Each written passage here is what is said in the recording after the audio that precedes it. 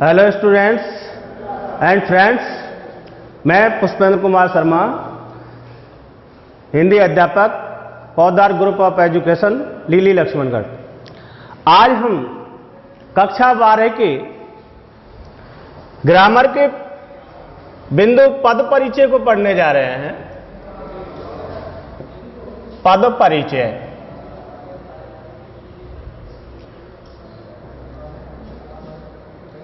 अब देखिए, पद परिचय में सबसे पहले पद की परिभाषा।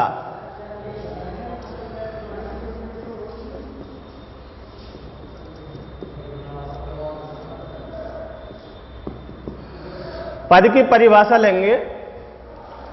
इसकी परिभाषा है शब्द का वह रूप जो वाक्य में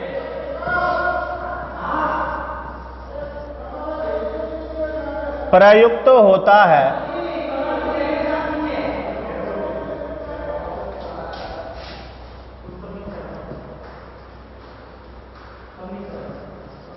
पद कहलाता है।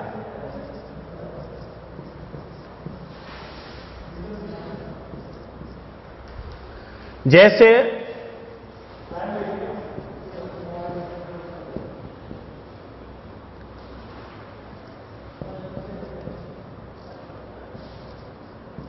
राम अलवर जाता है। ये हमारे पास एक वाक्य है, राम अलवर जाता है। अब इसमें देखिए, राम, अलवर और जाता है, ये 3 पद हुए, जिसमें से प्रारंभिक 2 पद राम और अलवर ये संज्ञा पद है, और जाता है ये क्रियापद है। इन 3 पदों को मिलाकर के इस वाक्य का निर्माण हुआ है। अब हम ये जानेंगे कि आखिर पद कितने प्रकार के होते हैं और कौन कौन से होते हैं। तो हम जानेंगे पद के भेद।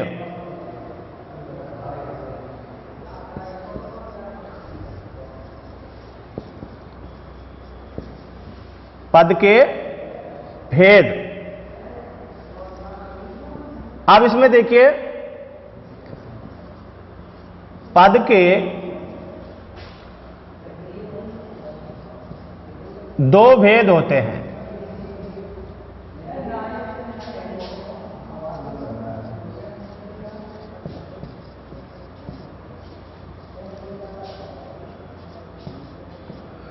पद के 2 भेद होते हैं। पहला,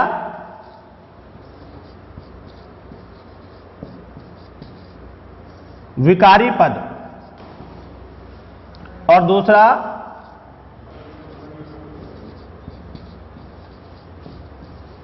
अविकारी पद। अर्थात हमने जाना कि पद के कितने भेद होते हैं। पद के 2 भेद होते हैं। पहला विकारी पद और दूसरा अविकारी पद। अब इसका जो डिवाइडेशन है 2 बिंदुओं में, इसमें से पहला बिंदु लेकर के हम चलेंगे विकारी पद। यहां तक सभी चाहे तो इसको उतार लें।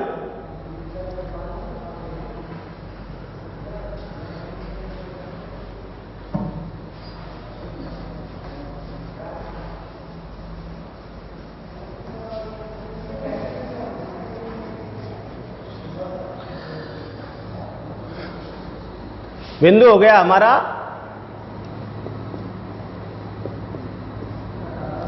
विकारी पद।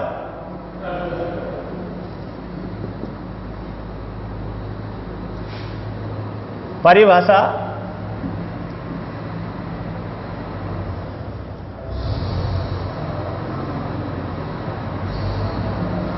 जिन पदों के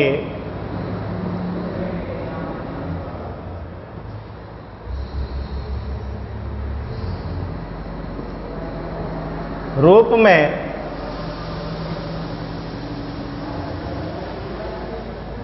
लिंग, वचन कारक,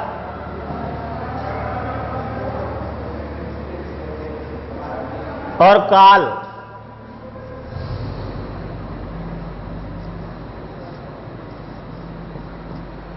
के द्वारा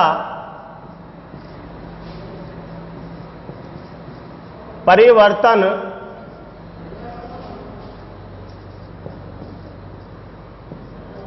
हो जाता है।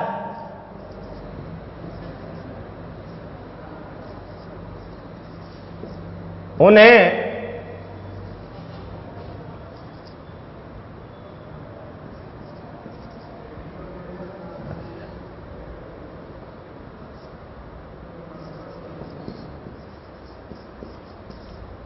वे पद विकारी पद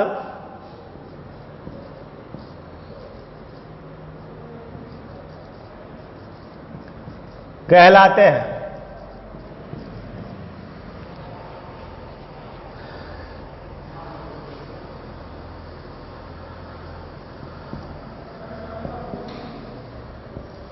विकारी पद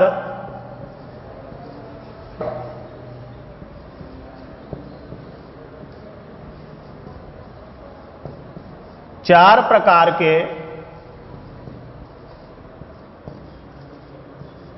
होते हैं।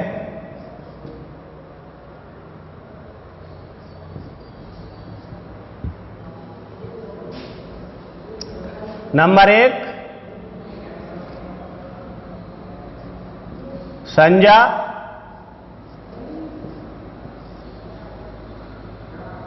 नंबर 2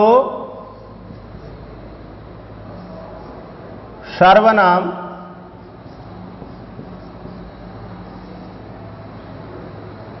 नंबर 3 विशेषण,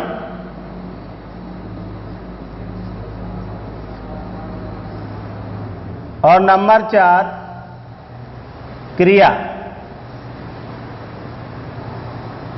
तो देखिए इस प्रकार से ये 4 पद होते हैं जो विकारी पदों के अंतर्गत आते हैं। पहला संज्ञा, दूसरा सर्वनाम, तीसरा विशेषण और चौथा क्रिया। तो 4 भागों में इस प्रकार से इनको बांटा गया है।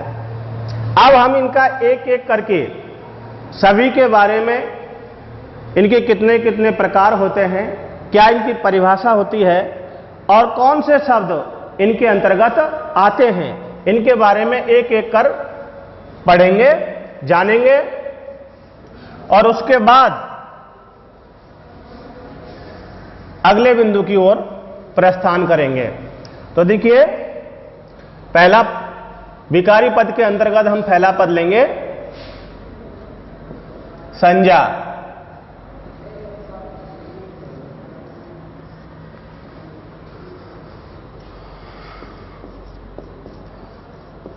इसकी परिभाषा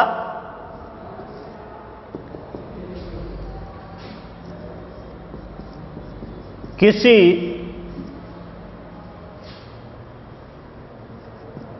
वस्तु, व्यक्ति, स्थान,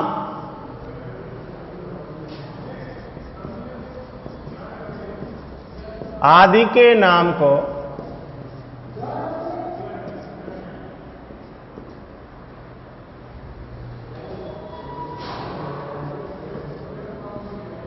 संज्ञा कहते हैं।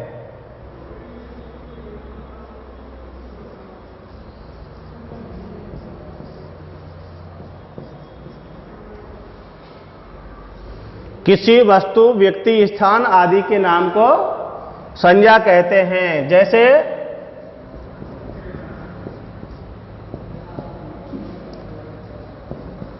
राम है, जयपुर है,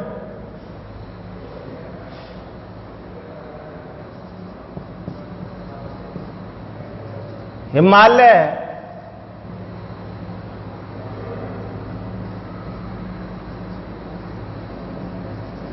ताजमहल है। ये सभी क्या हैं? ये सभी संज्ञा पद हैं। इनके अंतर्गत हम और भी जो भी हमें कुछ दिखाई दे रहा है, पेड़ है, स्टूल है, मेज है, पेन है, पुस्तक है, जो भी कुछ है, ये सारी की सारी संज्ञाओं के अंतर्गत आते हैं। क्यों? क्योंकि किसी वस्तु, व्यक्ति, स्थान आदि के नाम को ही हम संज्ञा कहते हैं। तो देखिए, इस आधार पर संज्ञा के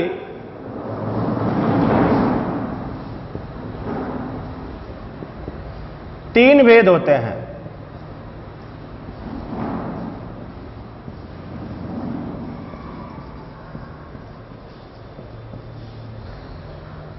पहला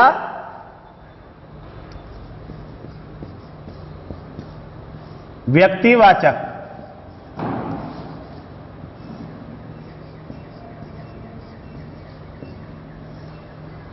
दूसरा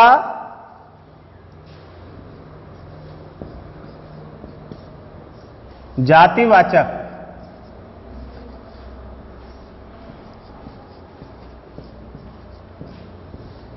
और तीसरा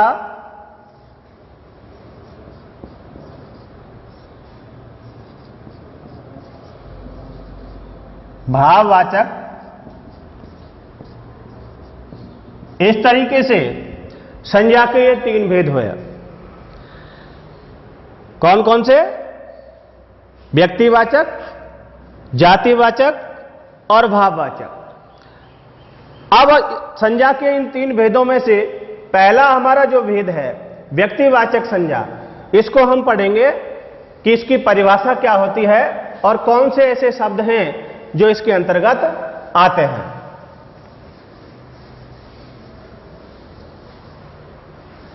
इसमें देखिए, पहला बिंदु हमने लिया व्यक्तिवाचक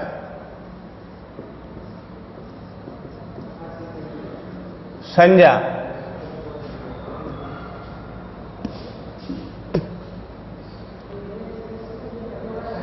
वे संज्ञा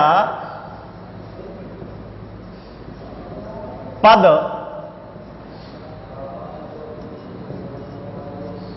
जिनसे किसी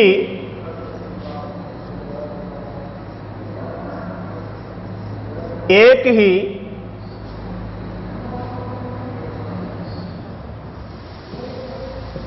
व्यक्ति, वस्तु, स्थान का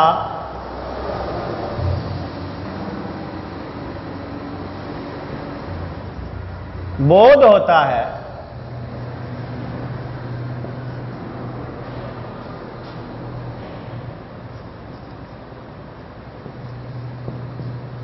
व्यक्तिवाचक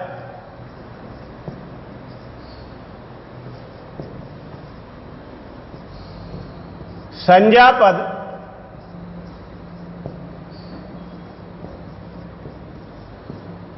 कहलाते हैं। जैसे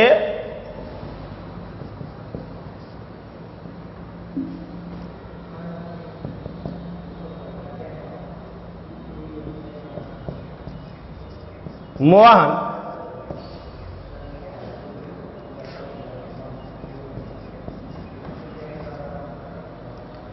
भरतपुर,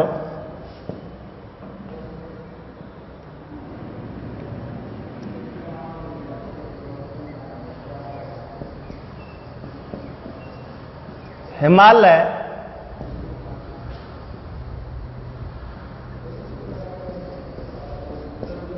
गंगा,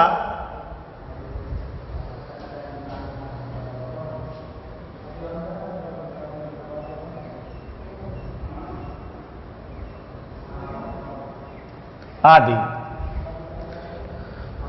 तो देखिए, मोहन किसी व्यक्ति विशेष का नाम है, भरतपुर किसी नगर विशेष का या शहर विशेष का नाम है, हिमालय किसी पर्वत विशेष का नाम है, और गंगा किसी नदी विशेष का नाम है।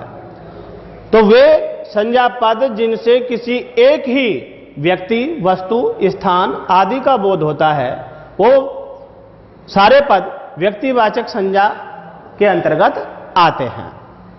अब हमारा इसका दूसरा भेद है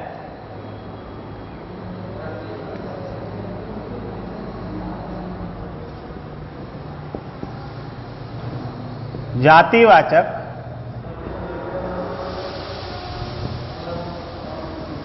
संज्ञा।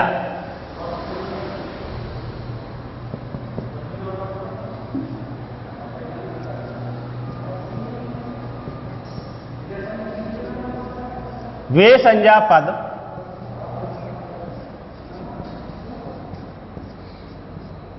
जिनसे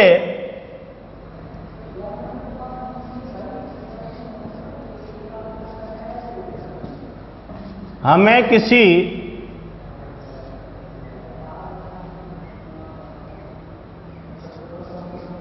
व्यक्ति,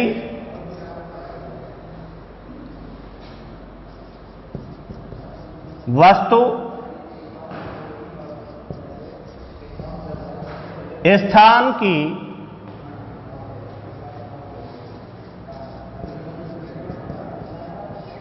संपूर्ण जाति का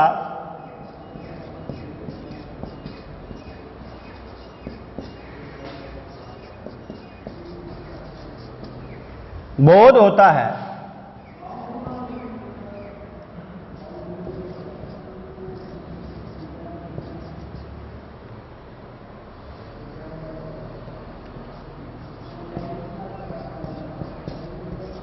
जातिवाचक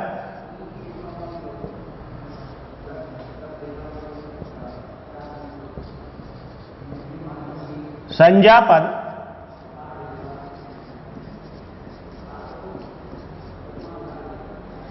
कहलाते हैं। जैसे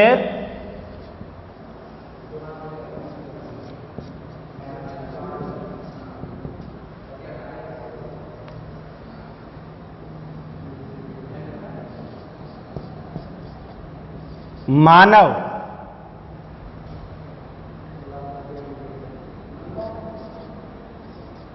नदी,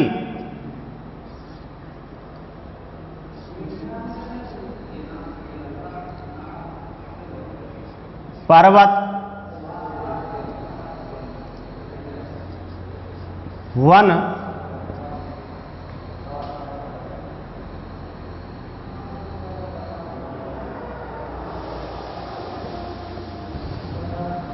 नगर आदि। तो देखिए, मानव के अंतर्गत संपूर्ण मनुष्य जाति आ रही है, जिसमें स्त्री, पुरुष, बच्चे से लेकर वृद्ध सभी इसमें समाहित हैं। नदी शब्द है, ये भी एक समुदाय का नाम है, जिसमें छोटी से छोटी नदी से लेकर विशालकाय बहने वाली जो नदियां हैं वो सभी इसके अंतर्गत आ रही हैं। पर्वत, ये भी एक समुदाय का नाम है, जिसमें छोटे सी पहाड़ी से लेकर बड़े बड़े हिमालय जैसे पर्वत इसी के अंतर्गत आ रहे हैं। तो ऐसे शब्द जिनसे हमें किसी वस्तु, व्यक्ति, स्थान की संपूर्ण जाति का बोध होता है, वो जातिवाचक संज्ञा पद कहलाते हैं। अब संज्ञा के अंतर्गत हमारे पास रह जाता है इसका तीसरा भेद,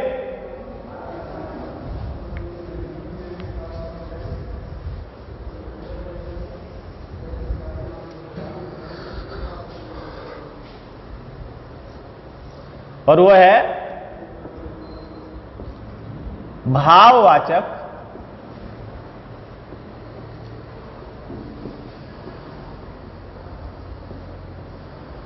संज्ञा।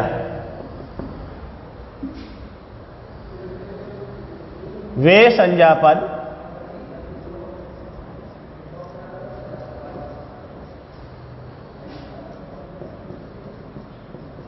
जिनसे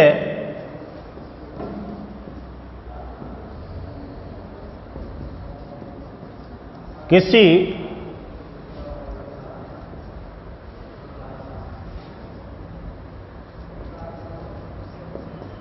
व्यक्ति,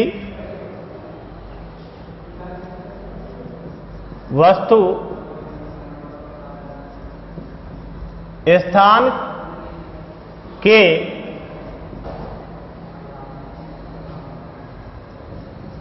भाव, दशा, अवस्था, गुण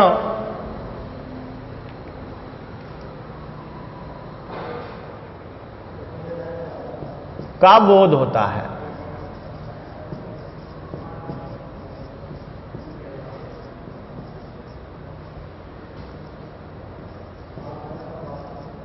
भाववाचक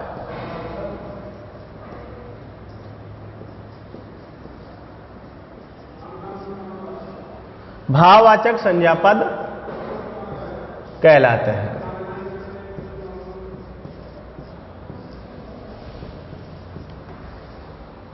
जैसे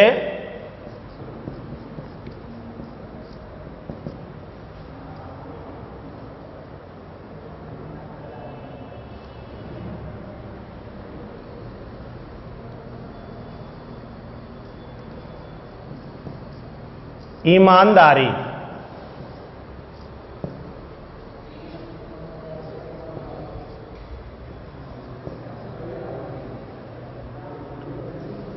बुढ़ापा,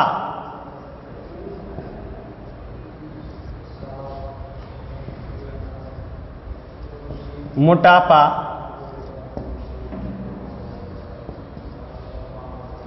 मिठास आदि। तो देखिए, वे संज्ञा पद जिनसे हमें किसी व्यक्ति, वस्तु, स्थान के भाव, दशा, अवस्था, गुण का बोध होता है, वे भाववाचक संज्ञा पद के अंतर्गत आते हैं। ईमानदारी एक गुण होता है, बुढ़ापा अवस्था का नाम है, मोटापा दशा का नाम है, और मिठास ये एक गुण है या अवस्था है। तो इस प्रकार से संज्ञा के ये तीन भेद हुए और तीनों की परिभाषा, उदाहरण और उनसे संबंधित शब्द अभी आपने पढ़े। यहां तक इसको उतार लीजिए। इसके बाद अगला बिंदु हम विकारी पदों का लेकर के चलेंगे, सर्वनाम।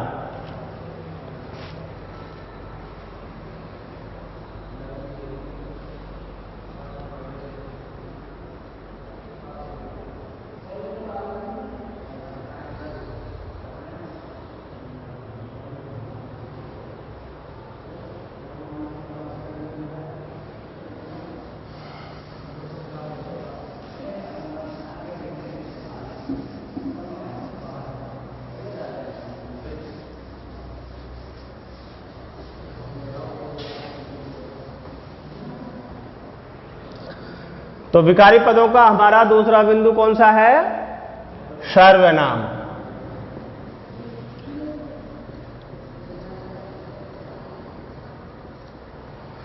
जैसा कि इसके नाम से ही महसूस हो रहा है, सबका नाम, क्योंकि यह सर्व प्लस नाम से मिलकर के बना है। सर्व शब्द संस्कृत से ग्रहित है, जिसका अर्थ होता है सभी,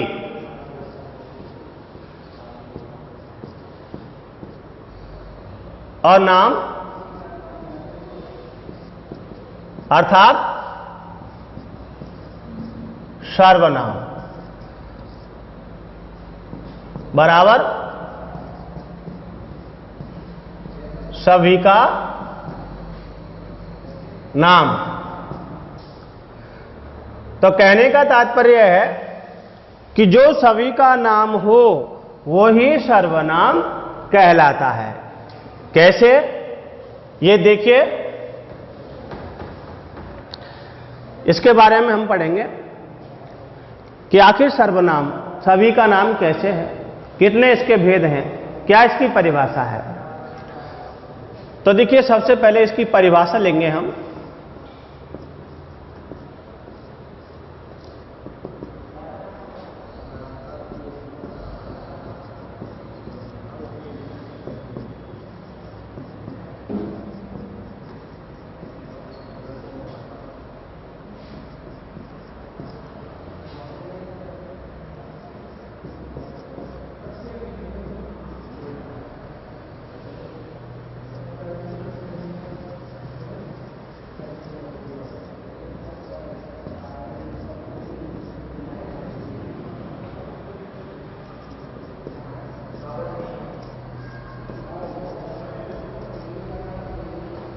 संज्ञा के स्थान पर काम आने वाले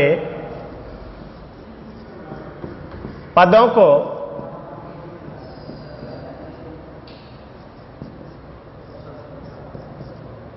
सर्वनाम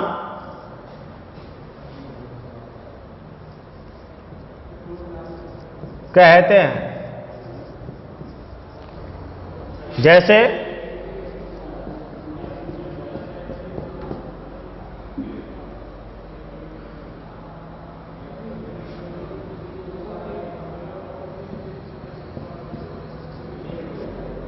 मोहन खाना खाता है। यह वाक्य हमने यहां पर लिया है, मोहन खाना खाता है। तो देखिए, अब अगर इसको हम लिखना चाहें इस तरीके से, मोहन ने कहा, इस तरीके से भी लिखना चाहें तो यह लिखा जाएगा, वह खाना खाता है। अर्थात मोहन की जगह पर हमने वह शब्द प्रयोग में लिया है। यह मोहन के लिए है। अब मोहन की जगह अगर हम यहां सोहन लें तो सोहन के लिए भी वह ही आएगा। अगर यहां हम राम लेते हैं तो राम की जगह भी वही आएगा। तो वह शब्द सभी की जगह पर प्रयुक्त हो सकता है, इसलिए यह वह शब्द सर्वनाम कहलाएगा।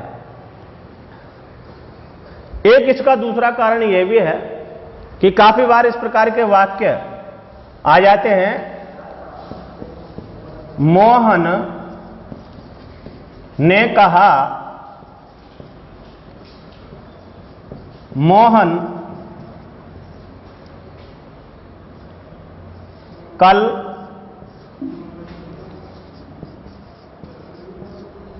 अलवर जाएगा। इस प्रकार के वाक्य आ जाते हैं। मोहन ने कहा, मोहन कल अलवर जाएगा। तो इसमें मोहन मोहन शब्द दो बार प्रयुक्त हो रहा है, जिससे वाक्य में कुछ अटपटापन सा महसूस होने लग जाता है। तो इसको हटाने के लिए मोहन शब्द की जगह पर अगर हम सर्वनाम का प्रयोग करते हैं और यहां पर मोहन की जगह पर वह लिखते हैं तो वाक्य का जो अटपटापन है वो एकदम से दूर हो जाता है। मोहन ने कहा, वह कल अलवर जाएगा।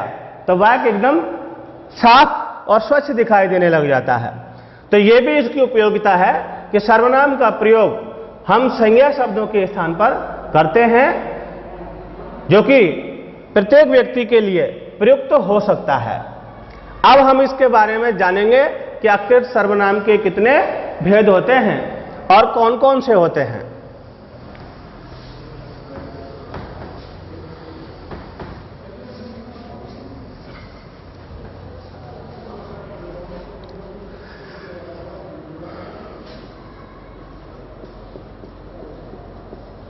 सर्वनाम के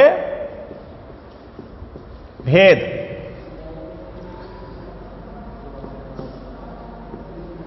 पहला भेद है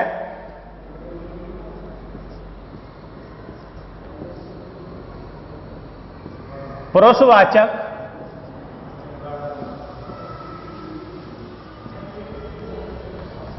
सर्वनाम। दूसरा भेद है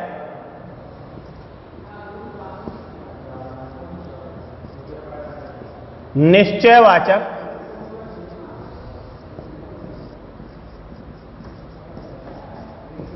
सर्वनाम। तीसरा भेद है अनिश्चय वाचक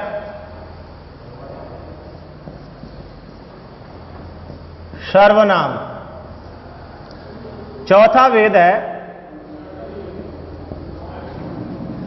संबंध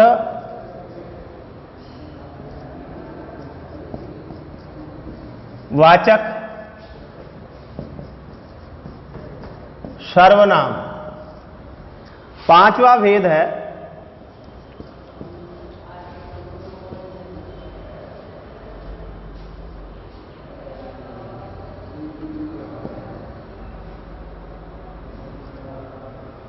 अरे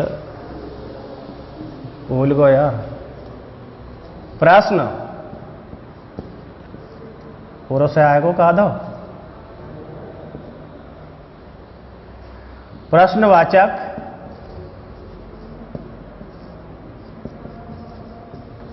सर्वनाम।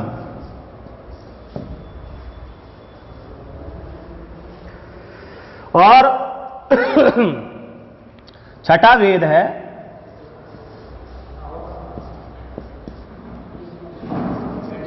निजवाचक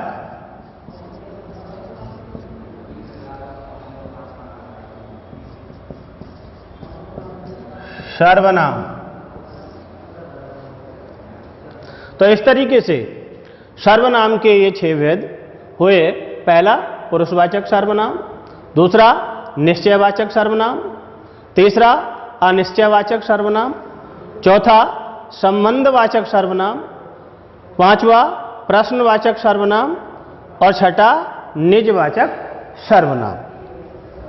अब पहला हम भेद लेकर के चलेंगे, यहां तक एक बार इसको कंप्लीट कर लीजिए।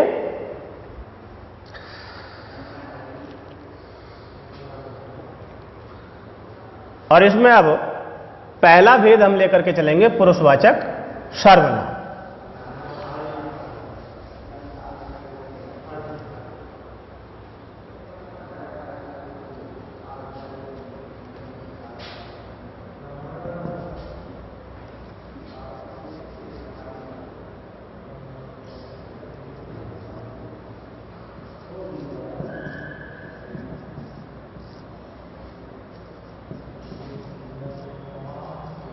किसी बात को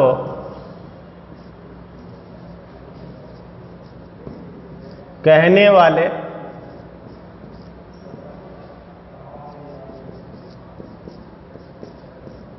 सुनने वाले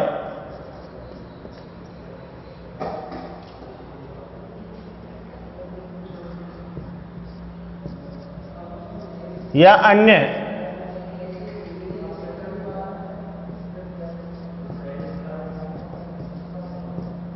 जिसके बारे में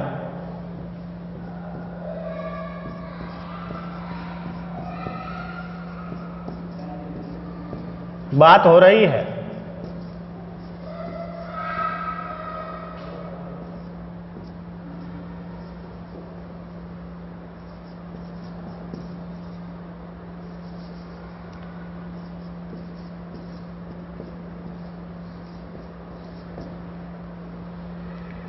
जिसके बारे में बात हो रही है के लिए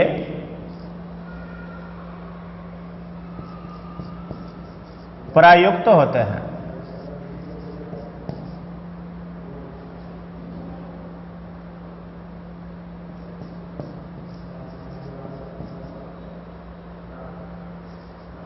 वे पद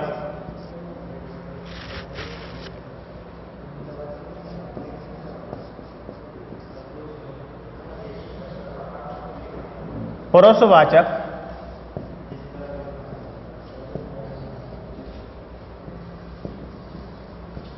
सर्वनाम कहलाते हैं।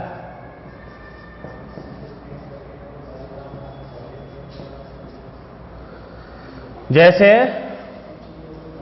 अब देखिए, जो ये पुरुषवाचक सर्वनाम है, इसमें 3 बातें सामने निकल करके आई हैं कि किसी बात को कहने वाला, दूसरा किसी बात को सुनने वाला और तीसरा अन्य जिसके बारे में बात की जा रही है। तो इस आधार पर इसको हम 3 भागों में बांट सकते हैं। बात को कहने वाला पहला हुआ हमारा,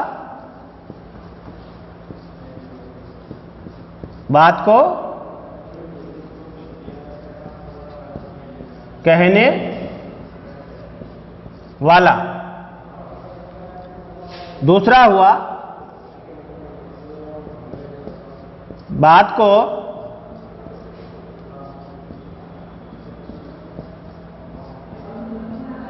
सुनने वाला और तीसरा हुआ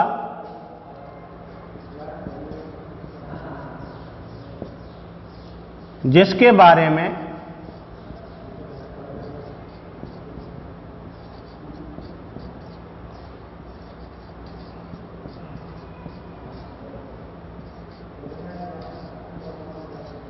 की जा रही है। तो इस तरीके से 3 भागों में इसको हम बांट सकते हैं। और इसमें देखिए, बात को कहने वाला मैं, मेरा, हमारा, मुझे,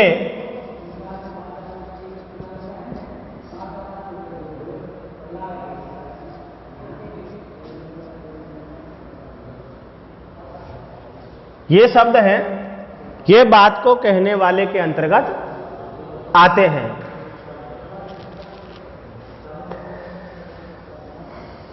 इसे हम दूसरे शब्दों में उत्तम पुरुष के नाम से भी हिंदी के अंतर्गत जानते हैं। दूसरा है बात को सुनने वाला। तू, तुम, तुम्हारा,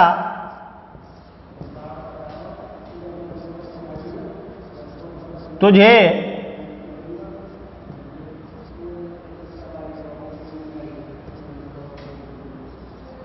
आप और आपका, इन शब्दों का प्रयोग इसके अंतर्गत आता है। बात को सुनने वाला, जिसे मध्यम पुरुष भी कहा जाता है,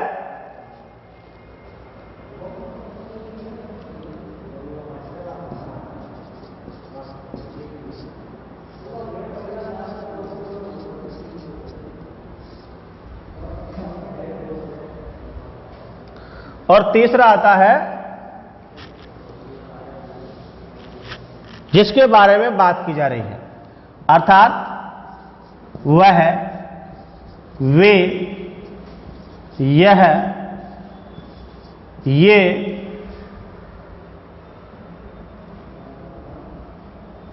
और ये आते हैं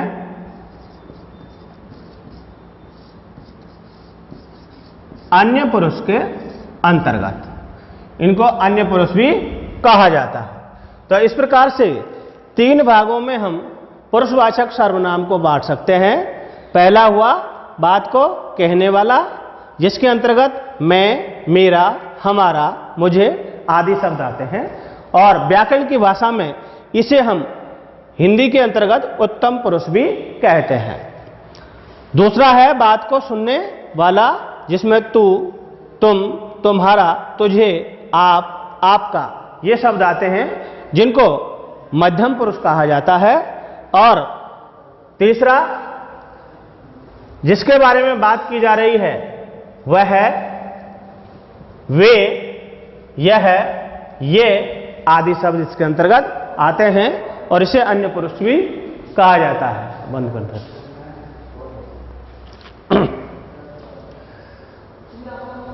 अब सर्वनाम का दूसरा भेद हमारा आता है निश्चयवाचक सर्वनाम।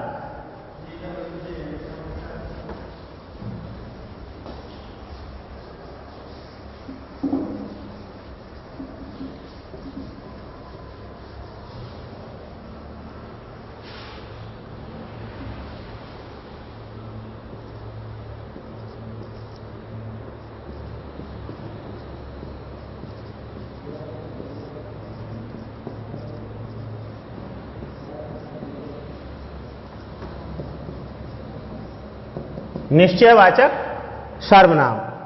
निश्चयवाचक सर्वनाम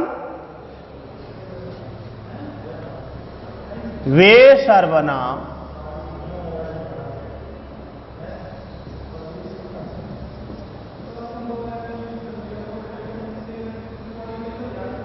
पद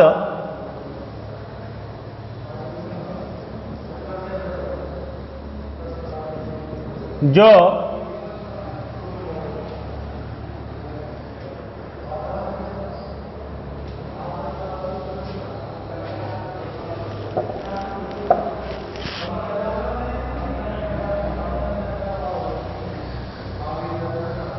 किसी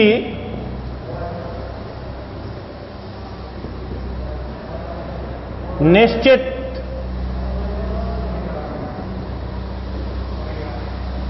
वस्तु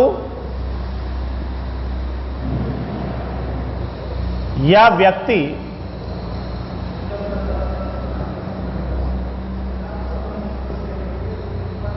का बोध कराते हैं।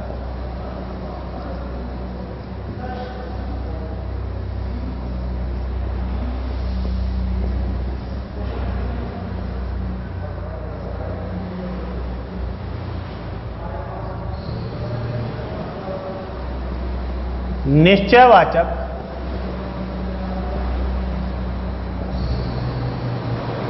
सर्वनाम कहलाते हैं।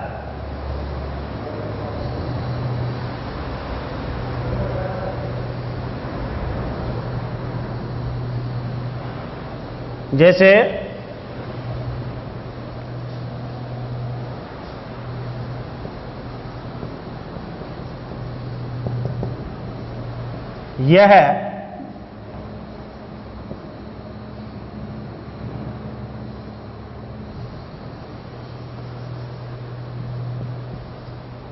यह पुस्तक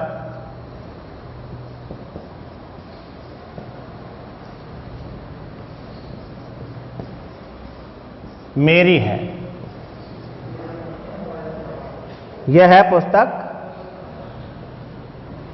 मेरी है।